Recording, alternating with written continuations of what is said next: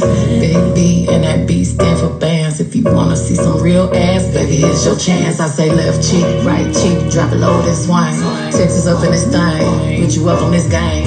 I be parking my frame, gang, gang, gang, gang. If you don't jump to put jeans on, baby, you don't feel my pain. Please don't give me hype, write my name in ice. Can't argue with these lazy bitches, I just raise my price. I'm a boss, I'm a leader, I put DJ Bonics, what's up, baby? What's up, guys? Welcome to another episode of Dad Talk. Today is episode 5. I hope that you guys appreciate these. What's up, Mike? I see you in the building. Hey, Jeremiah, how you doing? I hope you enjoy. Our guest today, amazing. Hey, Spence, what's up, baby? You know, our guest today is amazing, you know, for while we wait on him to come on the live, you know, I kind of want to give you guys just a little more insight on this person. You know, they've risen above a lot of opinions, and I respect them for that. You know, it's not easy to take in the negative and turn it into like true success. You know what I'm saying? Like some people see success with money. This person's made money. Some people see success with accolades and things you can see. This person has done that. You know, where people from in this, you know, make sure you ask good questions. Make sure you ask good questions. Definitely make sure you ask good questions. Definitely put good questions in there. No sneaker questions, none of that. That will not work. Definitely. Hey, there he is. There he is. Bam, bam. All right. On time. Connecticut, Chicago, IE, Louisiana, Houston, Texas. Look at him. Hello? What's going on, sir? Can you hear me? Shut up. Can you hear me? Of course. Of course. Okay. What's I going see that on? everybody in California on their own time. I need to get whatever y'all drinking over there, waking up whenever y'all want to. I mean, I think everybody's waking up on their own at this point, to be honest with you. Amen. But how have you been? Where are you at right now? I'm in Florida. I'm in Florida. Hey, you know, I pick up the accent wherever I go. Jersey and this, what's up, boy? I used to do the same thing, actually, when I used to travel, actually. So Why not, right?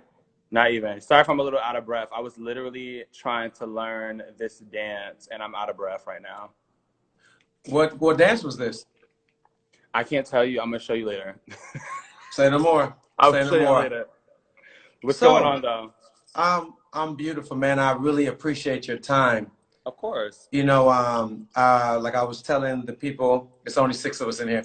I was telling the people on the live that you have risen past so many opinions to become the great person that you are, and so many different forms of art that you do it. And it's not easy, you know, you make it look gracefully easy, but that's not the case. Thank you. I appreciate that. It's not easy. It isn't easy, actually, but yeah, it's not easy.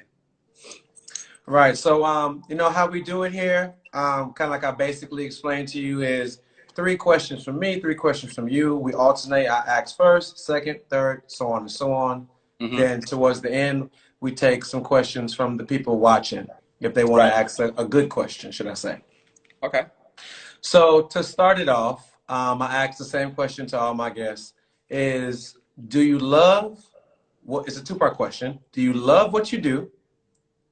And do you deserve the success that you have? Do you think you deserve the success that you have? Well, to be honest with you, do I love what I do? I think you have to love, so I'm trying to find a power source so that my phone doesn't die. You have to love in some capacity. Hold on, just give me 1 second. No, do your thing. Get right. Get right.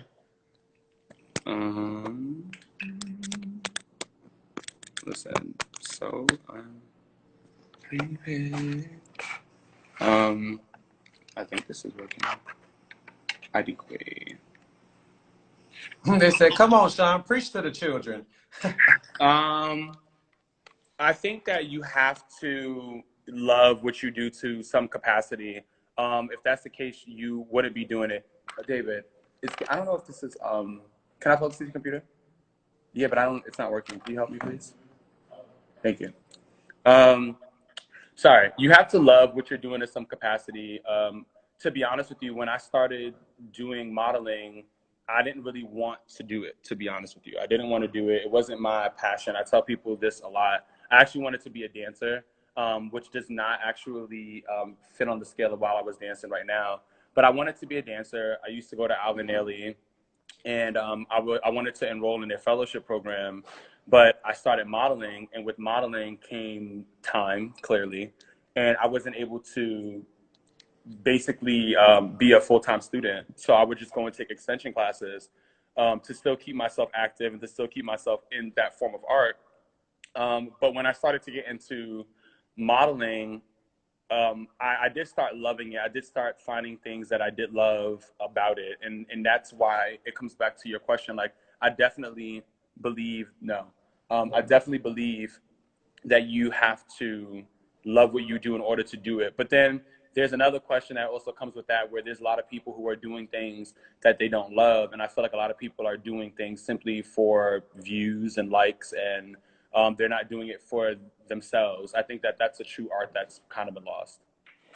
Very true. Very true.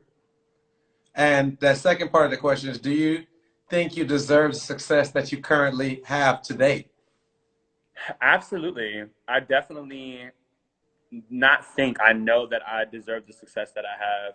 On top of that, and I'm pretty sure you honestly feel this way too. Like, there's probably so I was just recently, here's a great thing. So I was recently going through my Instagram, and I was just cleaning out old photos, and I was like archiving photos because I had so many photos.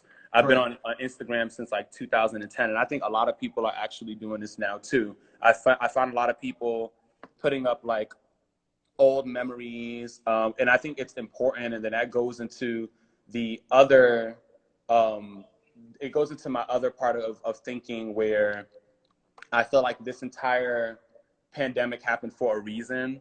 I think it happened, one of the reasons that I feel like it happened was to allow people to slow down. I think we were coming to a place in time where everything was just evolving super, super fast, and people weren't actually grasping what was happening. People weren't grasping what was going on in front of them. People were just really worried about getting, rather than understanding what they have fully. And that's something that I see a lot, even when it comes to Instagram. Like, I go through Instagram all the time, and I look at people's profiles, and I'm like, you have 140,000 followers, or you have 500,000 followers, and all you do is post selfies of your face, and people find that to be beauty. And then then that goes to the other question of like, well, do people have taste value? That's a whole nother conversation for another day. But yeah, I definitely deserve what I have. I looked at so many old pictures and videos of people that, you know, are out there today that I paved the way for, that I basically, in other terms, put on, like 1000%. So I definitely deserve it. And I don't think that I actually have fully gotten what I think I deserve, but I think that that comes with time. And I think that that's also something that you face when being the first person to do something, to be the first type of archetype, prototype, to be in a room to do any type of anything. Correct. No.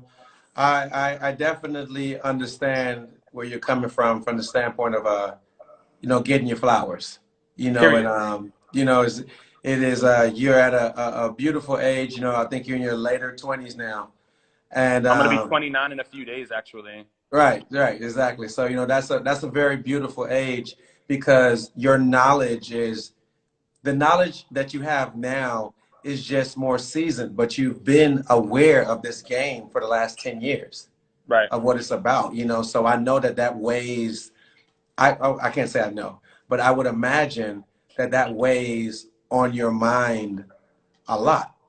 Right. You know what I'm saying? For it's like you see it from the standpoint of like, man, y'all taste level is really, really kind of trash or whatever. And it's not a diss. When somebody says to another person, like, if you disagree with something, that doesn't mean it's a diss.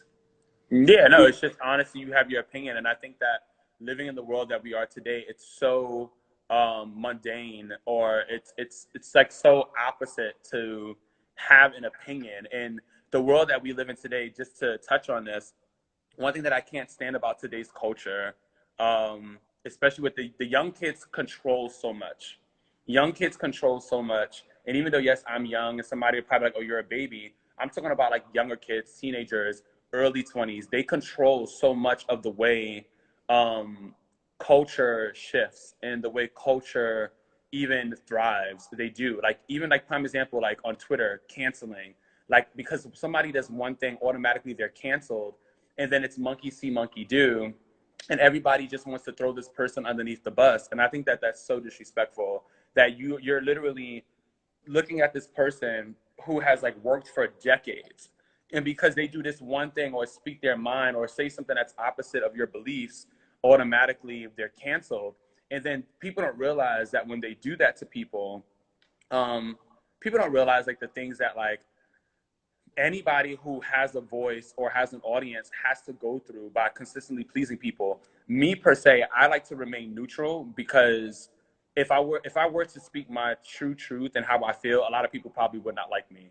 And I'd rather just keep it to myself. I like to stay politically neutral. I don't like to tell my views on things so much. I just rather my statements be made through my art and what it is that I do. Correct. And it just sucks. You know, I look at it all the time. Like, people are like, oh, that person's washed, or that person isn't hot anymore. Yeah, but that person is not hot to you. And on top of that, that person also succeeded and had a career. Where was yours? Amen. Amen. No, I totally agree with you. Question one on you. Okay. Question one. Oh my gosh. Let me see. Ask whatever you want. I am. Well, first, okay. Well, one thing I wanna say is this. I mean, I'm pretty sure it's the. I'm gonna address the elephant in the room. I have to commend you on just your experimental process. Like, I remember when you first came out on the scene with your music, and just like hearing that out, and then just like to what you are today, and just to see like your art form, but also just like your style, like even just the stuff that you wear. Like, I remember when, and also just everybody who's in this room, I came out with a pair of shoes, and Mr. James right here actually purchased them himself. There was no discount. There was no friend, nothing. He hit me up and he said, hey, I like your shoes. I want to purchase them. And I really, really appreciate that. And I just love being being myself. I love watching a man like you, especially like being Black, inside of the hip hop community, you know, or coming out inside of that hip hop community, you know, in music. You challenge so many things, and I think that that makes people feel uncomfortable. And there's a certain sense of your style that reminds me of Dennis Rodman, where it's just, it is what it is. It's challenged in the norms. And I think that for me being a gay man, when I see like another gay man do anything outlandish, to be honest with you, it's never ever a surprise, because unfortunately by the naked eye, it's what's expected of us. But when I see a man like yourself go and you want to put on your Rick Owen heels, like I remember we were literally at this Golden Globes party, and you literally came in with your like Rick Owen heels. They were probably what, like 10 inches high? I don't know. They were high. And you were Right. just chilling in the corner like Lenny Kravitz on some chillness. And I'm like, that's swag. Like, that's how you wear, exactly like how you wear. So what I want to know is what made you really leap forward to like basically coming into your style of what you have today. I think that it's always been being a left thinker. From how my name per se to start, even to give you there, like Trinidad James, right? That derived from my friends growing up in Atlanta. They called me Nick James because my style was always so different. It reminded them of Rick James. So when I was going to go with Nick James as an artist name, but it was already a person with the name Nick James, and I didn't want to be like anybody else or go through that weird battle. Everybody didn't want to go through that weird battle with anybody. I wanted to just be an original person because I had no role models. I had no music friends in this game, I kind of Right. came in on my own back. So I changed it to Trinidad James because that's where I was born, in Trinidad. And so the before coming into music, I worked in the world as a stylist, and I ran a men's boutique for like three years, going on 4, I never knew that. Wow. in Atlanta. And so the I styled a lot of the famous DJs and some artists like Travis Porter. You know, I styled them before I ever even touched the mic or decided to do any type of music. I styled these guys, and my style was a style that they appreciated, but it wasn't like anybody else. It wasn't the typical. They would come. I was the guy on the block where it's like, I'm gonna go to that dude or whatever to get. Drip wasn't a word at the time or whatever, but to, like, I want a different drip. I want a different swag or Right. whatever, you know what I'm saying? And so with that, I realized when I got my opportunity to come into this game that my image was already intact. I Right. didn't need to change my image to appeal to new fashions or hot trends. Right. You know what I'm saying? So as you travel and as you do more things and as you see more people, the people that I identify with, the Princes, the Andre 3000, the James Brown, the Rick James, those people, when I look at them, I look at it from the standpoint of like, man, that these people are real artists, whether they're gay or not. I don't even care, because those type of insecurities, to me, they hold back fashion. They hold you back from being your true self. You know what I'm Right. saying? So um, as I continue to learn more things and get into the fashion world more and more and more, finally come to New York for Fashion Week, go to, being a straight man and going to like Vogue and competition with all boys or whatever, that's something that a straight man will not do. He's just Of course not not. doing it. You know what I'm saying? Because he's insecure that, I don't know, that like, well, it's two things. That's another story for another time, or another topic for another time. No, get on it. We're here. But it's like you you realize that insecurity comes from so many things that we are born into. Religion, the media, people pressuring you about, don't be around these people, or if this gay guy touch you, gonna turn gay. Like just weird things that people think is true. And to me, I realized Dude, that my dog is literally so nosy. Sorry. no, you could. I realized that that type of stuff, they were tripping, basically, Right. and I wanted to show straight men that you can hold your own, be yourself, you know what I'm saying, and wear what's true to you, and respect people. We have to learn respect. Right. That wasn't easy for me at first, because I grew up with the same ignorant friends that you probably grew up with who didn't understand anything. You know Right. what I'm saying? And so, with that being said, like I also worked at a Waffle House in Atlanta, Oh wow. where I was a waiter and a cook, and that Waffle House was in the gay community. Well, Atlanta's the gay mecca. Right, right. The But black it's gay like mecca. even with being gay, or Atlanta being gay, with the restraints that there is in the world, you're still and gay people are still in pockets. Right. You know what I'm saying? So it's like, because people still shun or turn their nose up towards, especially gay men, um, they stay inside of Bulldogs, which is on Peachtree, which is their I've been to club. Bulldogs once. You know what I'm saying? They just stay in there. Like that's their square right there. You know what I'm saying? Off of where I worked at my Waffle House, that was off of like more Buckhead area, you know what I'm saying, where it's different pockets of gay communities, where it's like it's just 2 blocks, but Right. everything there is gay friendly, just like Right. how it is in LA, San Francisco, you name it, in New York, you name it. And so when I got that job there, the person who gave me the job, that was supposed to be punishment. Like, if you want to get a job, you got to come work in this gay community Right. or whatever. And I needed the money to take care of my mom and myself. And, you know, I said, I'm going to see how it goes. Or whatever, because a friend of mine who I knew was straight, he worked there and he wasn't gay. And I was just like, you know, if he could do it, I think I can too. And so when I worked there, you know, I worked there for a good amount of time. You know, I even found my first girlfriend there. She worked there too. You know, and I realized that insecurity is a strong thing in this world. But to play devil's advocate, I also realized that there are gay men who also make it tough on the gay community because their energy is way too strong. No, 1000%. I Is think way too they have no respect to people's boundaries. well, I think that's the thing I I was can't hear also going to you. touch. Can Oh, you hear there it me? is. Can you hear me?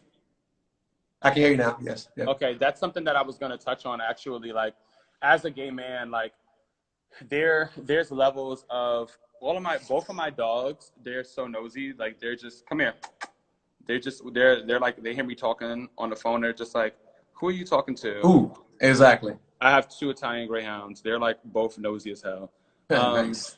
But yeah, what I was gonna say was that even as a gay man, like, all right, so there's levels of the gayness. Like me, I'm gay. Like I can be there, but where I naturally sit, like, is here, like I have my effeminate moments, and that's completely okay. But I'm also like a chameleon. I like to not blend in because I'm not that person. I'm not afraid. Like I'm not gonna be like, well, I'm gonna tone down who I am to stand in a room with people. But at the Correct. same time, what I am gonna do is I'm gonna be smart. I'm gonna be smart. And I think that what ends up happening is gay men, just like straight men, just like women, when they go into other rooms, they feel as if nothing can happen to them when it's in the opposite room, when they do something that is outlandish.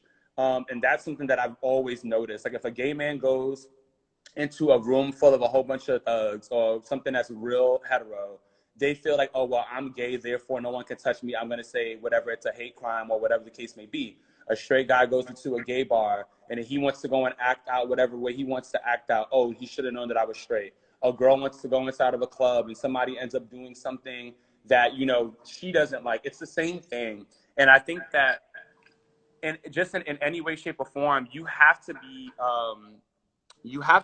smart. You have to be smart going into different rooms. I think it's very ignorant to just go into every room the same way. Yeah, you can be yourself, but you need to know when to tone it down. And I know that because a lot of those, like me, for example, I've been to Atlanta.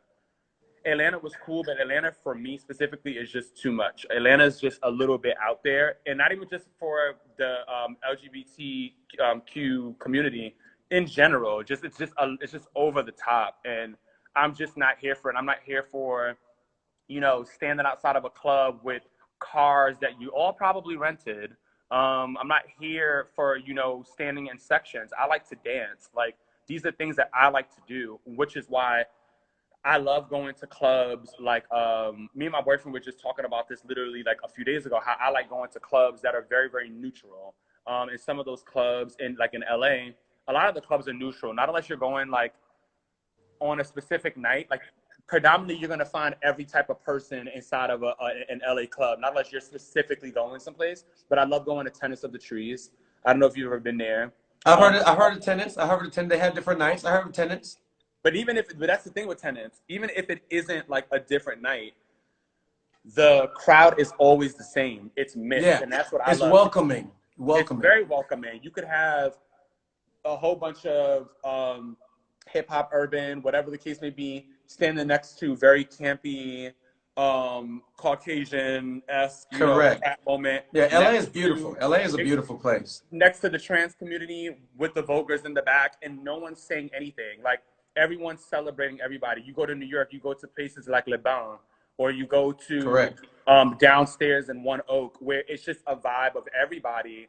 Or you know, in New York, what's the other club? The Box.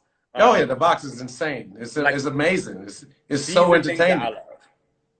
No, and to piggyback off of what you're saying, I think that it's that open mindedness, like speaking from a straight man's perspective, I think that open mindedness has come from me not being afraid to be myself in these places because your respect is earned in every situation that you go into.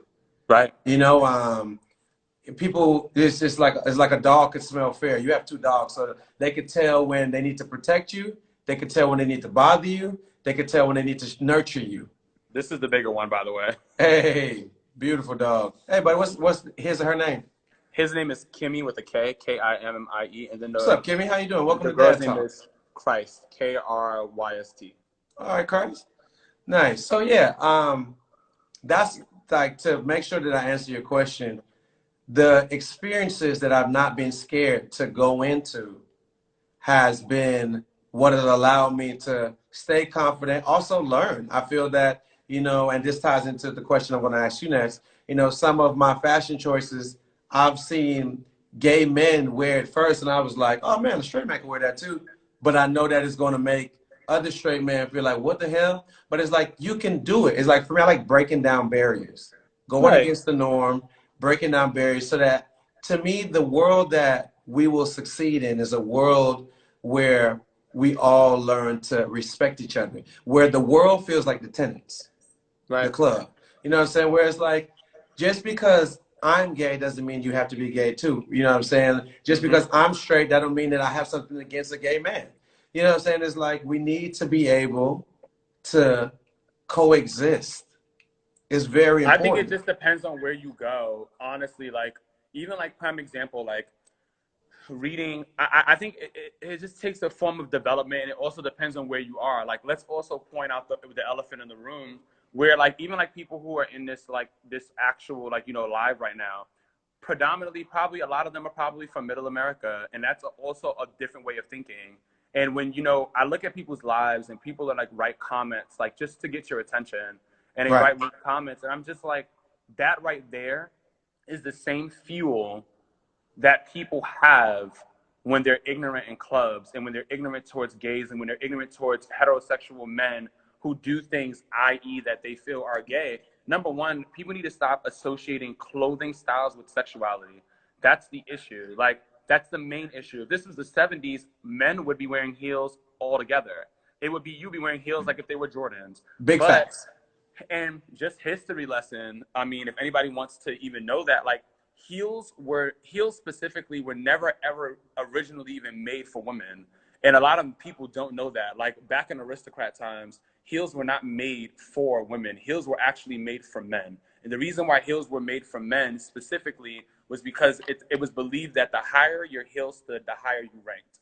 And that Amen. was, and then the embellishment with the wigs and the white makeup and the this, like the more elaborate you were, sorry, Your status. I just choked on my saliva. I'm not coughing any coronavirus.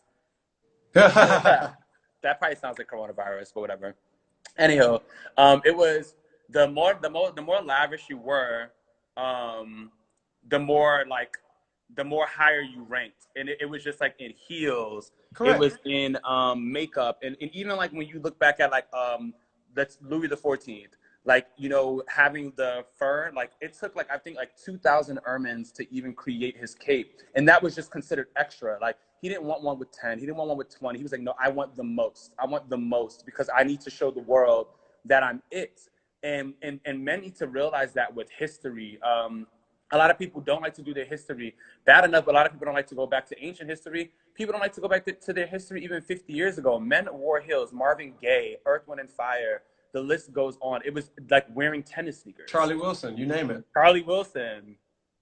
No, I mean, definitely. So that now leads me into my second question for you, which you kind of already talked on, and is why is the clothing or fashion choices that queer men always wore confidently, or men wore confidently, accepted more now when straight men wear it?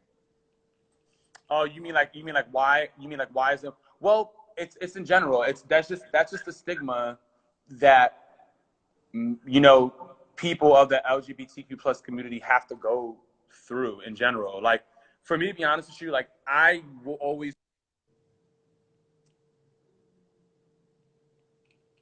You froze a little bit. Hold on. I hope you come back. Come on. Don't do it to me. Come on, Dad Talk. Hey, hey, hey.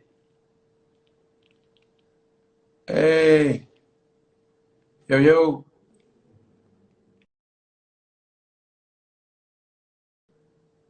Ah, he left. He might come back. We was having a talk there, guys. Nah, definitely. This is one of the reasons why I wanted to talk to Brother Shaun, is because I know that we need to have this talk, guys. You guys need to understand these boundaries that you didn't set, but you're living within them. You know what I'm saying? Like, that's not the way you should live. That's not the way they should live.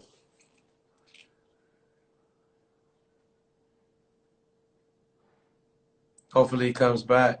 But no, I want you guys to understand that's the reason why we have these talks, man. It's important to talk about the things that we don't understand. You know what I'm saying? Hey, Queen. Um, it's important, like, if you just continuously operate on a certain level or talk on a certain level where you're going off of the things of the past or the things that your pops taught him, you're hurting yourself. You're going to hurt yourself in the long run. And once again, I'm never going to be the person to tell you to be gay if you're gay. That, like, no. Like, I'm not telling you to be gay. I'm not talking to Shaun so that I push an agenda. I have no agenda. This is the agendaless show. This is just a safe place for creatives to talk. It's a safe place for creatives to enjoy themselves, to be themselves. And let me see if any good questions came through yet.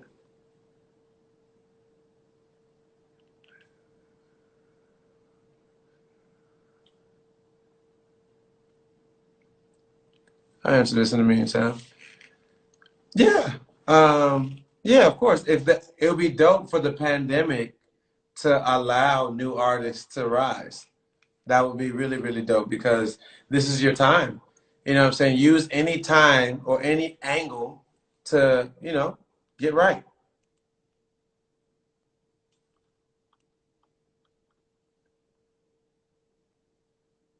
There you go. He's back. But no, for sure. I definitely. Safe place for creatives. That's what this is. Dad Hello? Talk.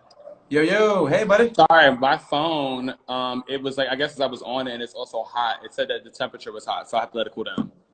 No problem. No But problem. back to the Yeah. question, why is it more acceptable? So one thing that I think that a lot of people have to put into perspective, and this is the part where I do sympathize with the LGBTQ plus community, is that gay men, specifically gay men of color, it's always going through this thing. And even like prime example, like when you have like in Hollywood, there are tons of actors and singers that are gay. I mean, we all know that. Correct. But they hide it. And the reason why they hide it is because it's always looked down upon, and it sucks. And it's something that really, really needs to change. It really does. Like, if a man comes out, automatically he can't get the roles that he wants anymore. He can't play a heterosexual man because we already know that he's gay. And it's like, but isn't acting? And for Caucasians, it's passed by all the time. And it's just, it's going to take a lot of time. I think people also have to put into perspective, like, it hasn't even been 100 years since Black people have been free. So Correct. let's also go back to that. But when it comes back to fashion sense, yeah, like, it's always accepted when a straight man does it because automatically it's masculinized or it's looked at it as it is okay. Like, I always told myself it would take a massive athlete to come out in order for people to really start looking at, like, gay as like, oh yeah, it's really cool. And it sucks that's what it would take. It would take someone massive, like really, really massive, like on the forefront to come out and be like, I'm gay. and to come out and be gay and to have a partner and that partner be black and them not be white. Because majority of the people, no, 9 times out of 10, like I'm not a racist. Clearly, I love all people, but one thing I love is when I see a black man love another black man. I love when I see a black man love a black woman. And I love to see that because it's not seen a lot. Even when in TV shows, you know, the black persons, if they are falling in love with another black person, that they're falling in love with the super light-skinned person, or they're falling in love with the Hispanic woman or the Hispanic man or the white man or the white girl. And even though I'm all for interracial love, I think what's a problem is that we don't even understand how beautiful we are as black people, because it's always being dumbed down all the time in scripts, in movies, and TV shows, and we don't ever get the chance. So when it comes back to the fashion sense, that's why it's always accepted. It's always accepted because someone, i.e., who's better, did it, and so therefore it looks better. It looks better because he did it. Like, it's okay because he did it, because we know that he has a wife. And what is that? What is a wife? What is a wife? What is a girlfriend? At the end of the day, if anybody knows, that's a prop. And it's a prop. It's a beard. 9 times out of 10, you don't truly know anyone's life. And I tell everybody that, like, you don't truly know anyone's life that's in this industry. You don't know who's really dating, who's really together for publicity. You don't know anything. So yeah. Okay. Question on you, brother. Let's see. Okay. If you could, all right, here's a music question. If you could do a music collaboration with anyone, any way, shape, or form, like any artist, even if they're not even in your everyday room, like who would it be and why would you do that? I'll probably go all the way to the top and go Beyonce. Okay. You know, because it kind of ties back into what you said about, like, you know, it'll take a big artist to come out for people to be a little bit more accepted to the gay community. Acceptive, should I say? Accepting. Acceptive. Yeah, to the gay community. I think that the work that I would put in with Beyonce and the way that we would hit it off in the studio, and the results that would come from it, it would literally change the whole perception of people when it comes to the negative connotations they might have towards me. Okay. And what are those negative connotations you feel like people have towards you? Because I don't know. I think that no, great question. I think that it's the negative connotations that people have towards me are that I don't deserve the success that I have, and it's lucky, or he doesn't work hard enough, or what does he do, or, you know, it's like he only has one hit, he doesn't do anything else, he just, you know what I'm saying, like, I don't work hard enough, or I don't work that at all, or whatever. I just exist, and I just have a name off of things that I've done, that thing that I've done in the past. So, you know, I don't fight against that, because to me, fighting for validations from things that I've already put in the rafters is meaningless to me. To me, I'm always, like I told you, I came into this game to break barriers. I felt like it was, the only reason that, to me, that you ever try to do something is if you feel like you can do it. Well, to point this out, just to also point that out, number one, all right, so you said that people feel like you have like one hit and you ride out the success with that. Let's just say that that's the case, which we know that that's not. Right. People will never understand how hard and how much it takes to have a song to be like known worldwide. Doesn't matter even if it is one. So anybody who wants to point the finger talking about, like, and I'm being honest, anybody wants to say, oh, Trinidad James is washed, or Trinidad James has one song. Let me see you have one song, and let me see it grow as big as that song did. And people also have to put into perspective, like, people see you on social media. People don't know that you're so connected behind closed doors. and people don't know how many people you know, and just how many elbows you're rubbing all the time. I mean, me and you really met honestly at a fashion event. I think I really started to see you at the Daily Front Row Fashion Awards in New York City. Yeah. And everybody and their mama was there. Like everybody and their mama was there. From anybody from Gigi Hadid to Kendall Jenner to yourself to me to the list goes on. Like it doesn't matter. Like I think people automatically just see one part. And then people also don't realize, like, even when it comes to like Teddy Riley, like did you watch the Teddy Riley and Babyface Of situation? course. People go and they're like, oh, who's Teddy Riley? And it's Teddy Riley. Are you kidding me? Like, if you don't know, like maybe you may know one or two songs by Teddy Riley, but Teddy Riley has, I was looking the other day at Michael Jackson's Invincible album. Teddy Riley is all up and through that thing. And I'm just like, just because you don't see it doesn't mean it's not happening. And that is the problem with the culture today. If they don't see it, it didn't happen. Out of sight, out of mind. Out of sight, out of mind, and that's not the case, because the best, like who says it? What's his name? Freaking Lil Wayne. Real G's moving silence like lasagna. Oh, lasagna. That's very true. Yep, the lasagna line. Yep. Yeah. Nah, definitely. If you know, you know.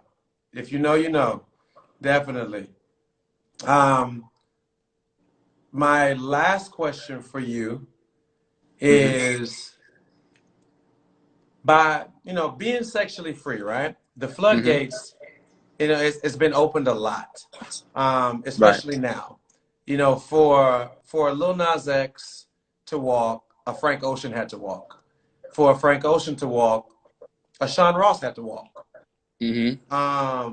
And my question is, how, for the young ones that might be listening right now, how do you safeguard your heart and mind in this savage world when it's so many influences of, people being gay just to be gay? They don't even understand what they're going through.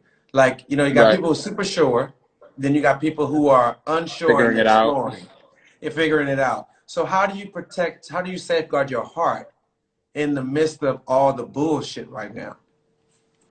Well, for me, I'm fine. But anybody that I literally don't care. When I tell you, like, I'm becoming, as the days go by, I'm becoming like an old lady, and I love it. Like, in a rocking chair, just like I'm learning. One of the biggest things I'm learning, because I'm a Taurus, and I love helping people out. And one of my biggest life learned lessons that I'm understanding is sometimes you have to let people be. You have to let people figure out their own demons by themselves.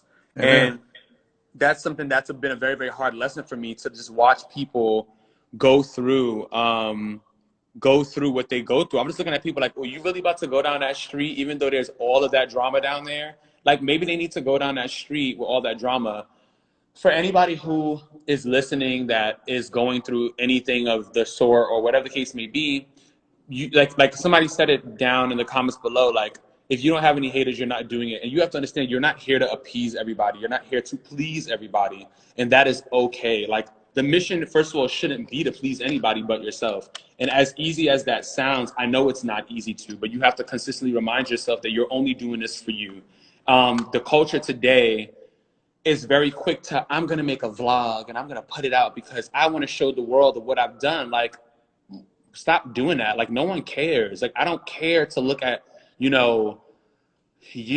going with your coming out story to your dad. I don't care to. Like, some of those things need to be lived.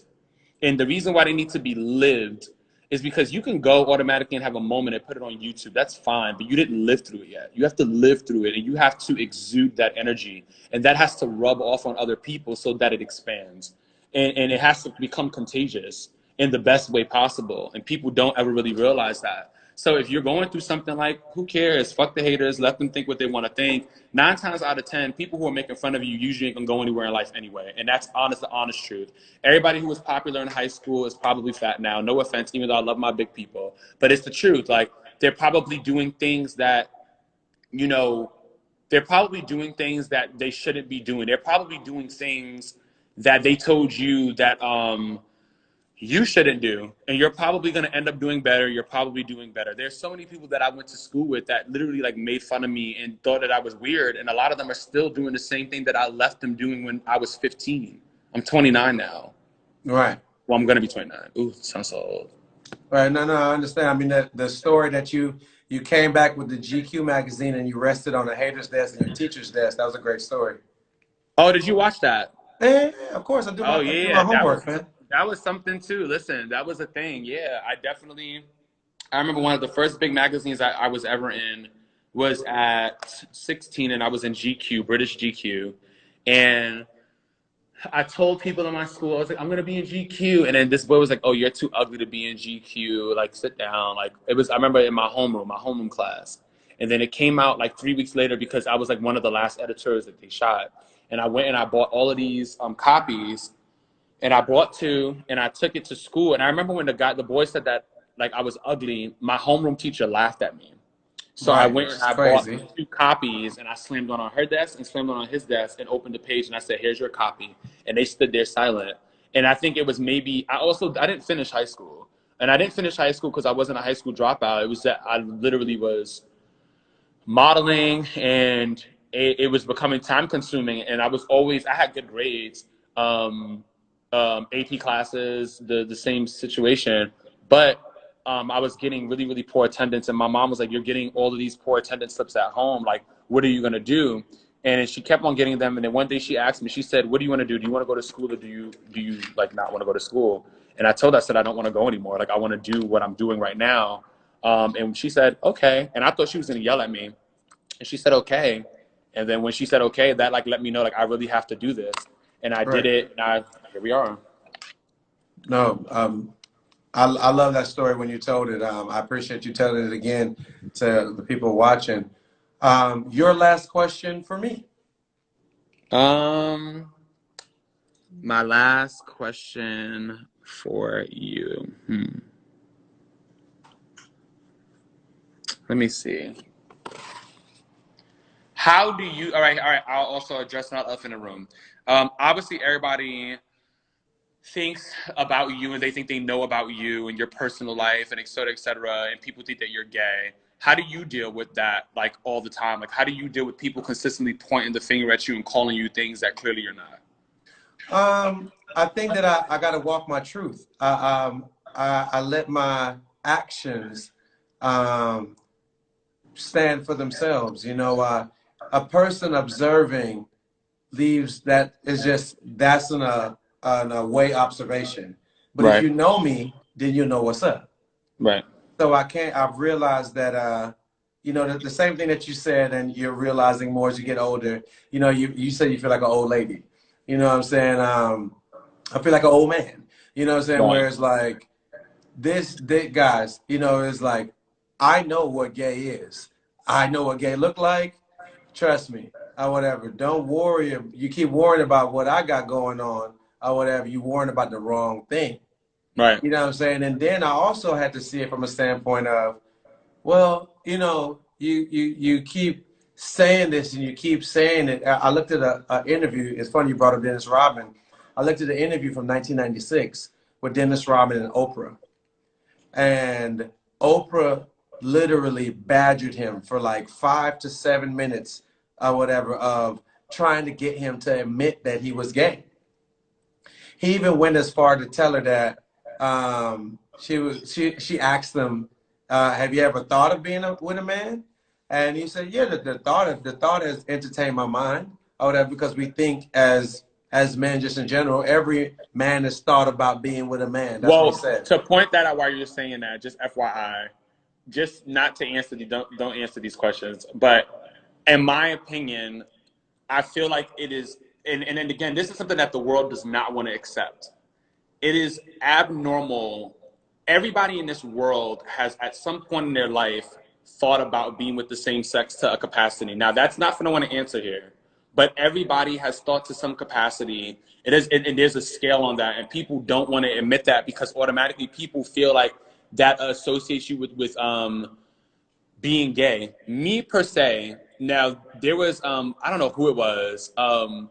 Tank said something, and I actually agree with him. Like Tank said something in the interview where it was just like, "Oh, do you think that if a man goes down on another man once, that he's gay?"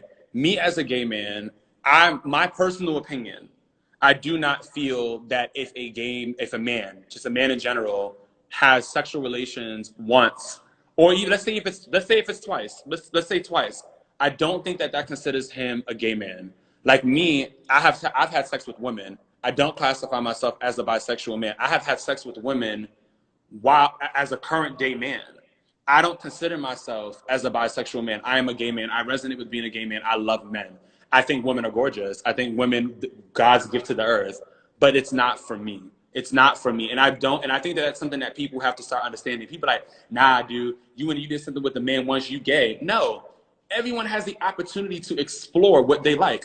If a straight man has the opportunity to figure out that he likes white women, Hispanic, black, skinny, small breasts, big breasts, why does no one else have the opportunity to explore their sexuality without being ridiculed? And I think that that's something that's so ignorant, and people have to open up their minds to that. Like, yeah, of course Dennis Rodman thought about freaking being with a man once, and that is his business. Is he with the man? No, that's not the case. Does he resonate with being gay? No, but he can give you his truth, and people don't want to stop at that. They don't want to stop at, oh, like, you made out with a man, so that's gay. No, he made out with a man. He was curious. Because when a girl does it, no one thinks about it. Right. A girl could go date a female for an entire year and then come out with a child and get married, and no one thinks about it. Men deserve the same thing. And that's my personal opinion. Right. That's my personal opinion. No, and I respect that and I appreciate that, but I brought up the interview because it's like, once again, people want the norm that they're used to. Mm-hmm. And that is what I had to realize a long time ago. Before I even got into this industry or got a name that people know, I remember, like I said, my fashion choices have always been, whoa, to other people. To me, I'm just being me. And, I realized at first, it made me feel uncomfortable when I was really young, like a teenager, and people had weird opinions of my outfits or my skinny jeans and things like that, because it's like in my mind, it's like, if I'm not gay or I haven't done something that you actually can see that is gay, it's like, why do you think these things or why do you say these things? But I had to realize that, once again, we want to live by the Old Testament.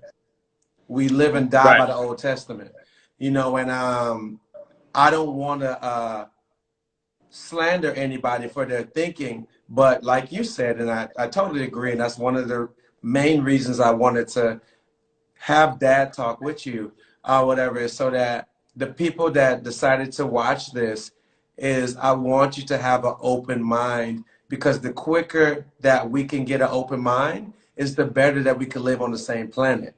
Because that's how I look at everything, is like, if we weren't supposed to be together, we won't be born on the same earth. Absolutely. You know what I'm saying? If gay people were supposed to be on Mars, well, then they would have been born on Mars. Exactly. And that's something that people need to understand. Like, even when it comes back to like the Old Testament, like I was raised in church, but not like all the way through. I'm not religious by the Bible. I'm religious by faith, and I'm religious by just my own example in the universe, and the list goes on. But when it comes to that, like, people don't really realize that, like, no offense, like, and again, not to test anybody's beliefs, but like, the Bible is one form of a book, of something that people turn to in religion. There's the Quran, there's the Torah. And even though they all state things that are very, very similar, they're still not the same. And people need to understand that. And like you said, if gay people were not supposed to be here, they would be living on another planet. I believe, and I always tell people this, like, and this may be challenging, like, people always, and it's something that I think is so rude. When people want something to go right, they go and they pray to the Lord. They go and they pray up above. And every time something bad happens to them, they say the devil's on my back. Maybe that's also still God, and people have to understand that. Maybe it's a lesson being learned. And I'm not gonna quote it, but even when people say, "Oh, the devil, Lucifer, etc., from my knowledge, Lucifer was a fallen angel, but people still fail to realize that it was also still a creation of God. And people have to put into perspective that just like to make the best combination in food, you have a little bit of salt, a little bit of pepper. You have to have a little bit of heaven in your hell. and you have to have a little bit of hell in your heaven to understand life. If we lived a extremely harmonious life, we would all be oblivious. We wouldn't go through things to do research. If we didn't have things like the coronavirus right now, regardless of if it's man-made, regardless of if we feel like it was put here to distract us, we wouldn't be doing things on figuring out how to cure it. We have to have tragedy in order to understand how to come from anything. And people have to understand that. Amen. Amen. Amen. I'm gonna look into questions now and see if anybody asks something that's worth our time. Huh, this is a good one to end on. And somebody also said a sin is a sin, period. Yep. Also judging people is a sin. But and also, if I'm right or wrong, no sin is greater than any other sin. So just keep that out there. Final question from Dope in Dreamland. What Mm-hmm. do you think the future of Fashion Week looks like? Ooh. Well, it's been canceled. Yeah. Well, Fashion Week, I really don't know, because besides it being canceled due to coronavirus, Well, don't even focus on this year. well, yeah, in In general. 5 years, in 5 years, what does Fashion Week look like for you, Shaun? For me, a mess. It's been looking like a mess. And the reason why it looks like a mess is simply because when you go to Fashion Week isn't the same anymore. Fashion Week is filled with a whole bunch of kids that are being hired No way. by brands that have nothing to do with fashion to go sit front row, which used to be a very privileged spot to be. True. You have kids that are literally becoming famous in 4 months sitting front row at Versace shows. And that to me is blasphemy. I think it's hilarious. Or like when Dolce & Gabbana went and they hired every celebrity kid. I think that that's also something that was just a mess. I think Fashion Week, in my opinion, needs a massive revamp. It always has needed a massive revamp. I love going to the events because I like to party. But other than that, not unless it's a show that I really, really want to go to, I don't go anymore. I don't think that designers really, really are pushing boundaries. I guess my favorite designer during New York Fashion Week, not also because of the fashion, has been Pyre Moss. Okay. Yeah, he's Love doing Kirby. it. His shows are crazy. Oh my gosh, down from the clothing to the venue to Yeah. the music, everything. Amen. Amen. No.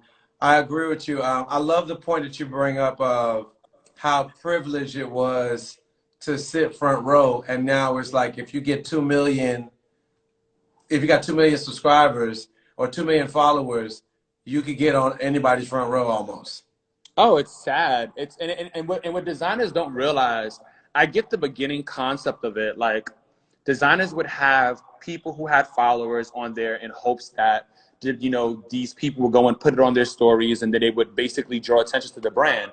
That I get when it's curated very much so like proper.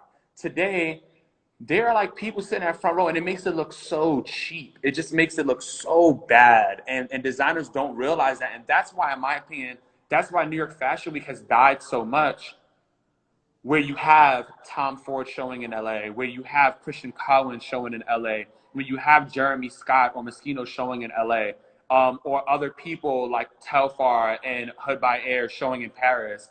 These are things that are happening because New York specifically has lost it. And then Paris has become, oh my God, don't even get me started on Paris. Like Paris is like one big dread shaking, it's lit, we're gonna crime mob the scene. And it's just a mess. Like you have all of these kids going there. Oh yeah, you going to Paris Fashion Week? Oh yeah, I'm going to Paris Fashion Week too. Cool. What you doing there? What you doing there? Who you going to see? What clients you got? Now I'm just going out there to mob, man. No, mob home. Go somewhere else. Right. These are people's jobs. This is how people make money. No one wants you to come here and stand outside of a fashion show you didn't get invited to, or you'll probably have a standing ticket to be like, it's lit, I'm here at Paris Fashion Week, when you have no desire to be there at all for the actual love of fashion. You just want to be there to be in the scene. And the other day, Khalees did, last night, she did an interview with legendary Damon, who is a massive, credible stylist. And she was talking about that everybody just wants to be in everyone's faces. No one has an actual reason of why they want to be there. And I agree with her. That's the issue. Go home, sit down. You have no reason to be here. You don't even want to be here. You just want to be here to put on Instagram to show to your friends, I'm lit, I'm in fashion. I'm Here at the I'm Louis taking a Vuitton picture with show. this I'm at the celebrity. Off-White show. I got you. Yeah, it's like you're an off-white. Virgil Abloh is a great designer, but the only reason why you want to go to an off-white show is because it's of the moment and because you want to sit there and say that I went to the off-white show, I'm lit. Cool. Let me see you also go when they have the revamp of a Christian Lacroix show. Let me see when they have a revamp of Christian Dior or Givenchy or Proenza Schouler, or the list goes on. You don't have, you're not, I'm not going to go there. No. You speak facts, and my brother, we have reached our time. I truly appreciate every word that you have uttered out of your mouth today, because those words are important. I know that there's people watching that learned, that is going to think, and that is why I do these, because I understand that these conversations need to be had. Wait, someone said in the comments below, they said, but why does that bug you? People will never understand where you have someone, even like Trinidad, you could even say this. People put their life on the line. Like, people, I know people who go and they spend money and they go to FIT and they spend the $30,000 to $40,000 a semester to become a designer that they don't have, to eventually end up making it. You know how many people don't even make it into a fashion show? You know how many people stand? I remember when I was younger and I used to go to fashion shows. Fashion students would stand outside on the sideline to see Anna Wintour walk down the steps of Bryant Park when it was called Olympus Fashion Week, before it was Mercedes-Benz. And then it went to Lexus Fashion and all of those things. Like, people don't understand. People die to experience this. And you have kids out here that, because they did the nay the right way one time and got 1 million views, they get to sit, front row at a fashion show where somebody is putting their life on the line and they're putting their savings and their parents are putting them through college to still not even get to they didn't even get a standing ticket. And for those who don't know what a standing ticket is, those are the people who are standing by the 15 rows of people before the front row. They don't even get to do that. So that's why it bugs me, because you have people out there who are getting the opportunity to do something that they did not fight for. Amen. Amen. They hate that. They hate to see it. It's the truth. Definitely the truth. Like I said, my brother. That's my TED Talk. I appreciate you, man. Thank you for your time. You just Definitely gave us an hour of your time. I truly appreciate that, man. Be safe out there, and I'm looking forward to some new boots. I'm waiting on you. They're coming soon. I'm waiting on you. They're I'm coming waiting soon. on you. My money is good. Let me know. Thank you so much. God bless you, brother. Be good. Bye, everybody.